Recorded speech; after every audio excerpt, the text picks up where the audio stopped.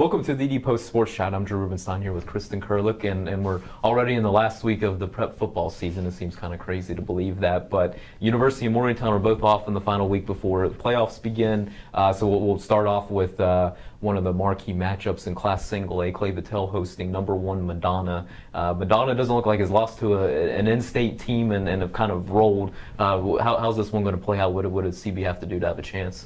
CB has a really tough matchup this week in Madonna. They are the #1 team in the state, and at this point, probably head and shoulders above everyone else. They whipped on Wheeling Central earlier this year, who's typically up there with them, and a couple quality programs like that. Madonna has quarterback Ross Comas, who is, as a single A player, in the mix for the Kennedy Award, which is pretty impressive. So CB has quite a job to do against Madonna. They will need to play excellent defense, obviously, against Comas to have a chance of stopping him. They also can't afford to have any mistakes. I believe they turned the ball over several times in this game last year. They can't do any of that this year. They've got to play essentially a perfect game against this sort of opponent. Absolutely, and no matter what happens, Clay-Battelle will be going on to the playoffs as well. Looks pretty safe to say. Not the same for Preston. They're going to be playing their final game of the season on Friday night at Bridgeport. Preston at 3 wins. Have they shown some improvements under second-year Jonathan Tinton here? They have. Going into Tinnett's first season last year, the Knights had won 1 game in the past 3 seasons. They won 3 games last year. They've won 3 games this year.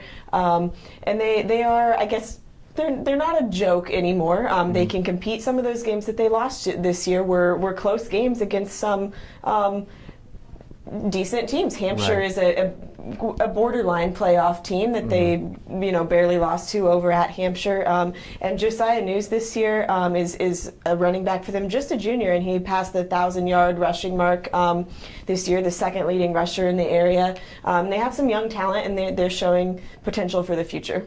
Yeah, it looks good, and they gave University High a game and a lot of things coming back. But we'll also look at the playoffs now. University and Morgantown are both in, and I know you were doing some math and figuring things out.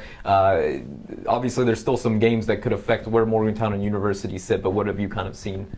It's just speculation at this point, but at this point, I wouldn't be shocked if we see a Mohawk Bowl rematch in the first round of the playoffs at University High. It looks like at this point, should everything play out how it's expected to, University is going to wind up at a 6 seed, and Morgantown will probably wind up at an 11, sending them over to Mylan Pharmaceuticals again for a rematch. I think that's going to be a pretty interesting first-round game, to say the least. And I guess, what does it say about the state of high school football, not just in this area, but statewide, where really when you look at it, I think most people would consider University High and Morgantown High probably 2 of the top teams in the state, both with a chance to make deep runs, and for them to be matched up in this kind of way, I guess when you're just looking at the field as a whole, how's it shaking out this year? It's kind of crazy. I think, last year, University ends up at 8-2, and they're the 6th seed. This year they're 9-1, and they're the 6th seed. Morgantown at 8-2, whereas University was the 6th seed with that record last year. This year they're probably going to be all the way down at 11.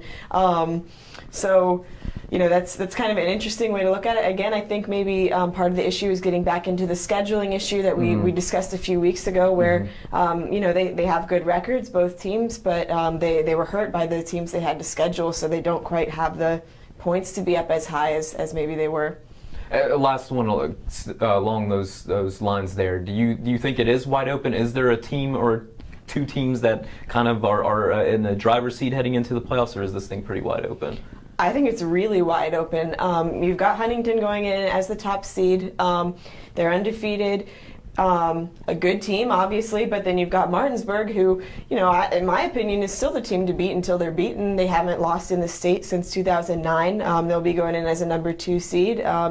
And you've got Morgantown that's right in the mix, especially if they can get Chazzy Thomas and some of those guys healthy. University clearly has shown that they can compete with the Morgantown. Wheeling Park, you've got Capital up there that'll probably be #3 seed, even a GW. I mean, there are plenty of teams who can make a run. It'll be an interesting postseason for sure. Yeah, it should be fun. Thanks a lot, Kristin, and please continue to check thedpost.com for all the latest on our area high school teams. Thanks for watching today.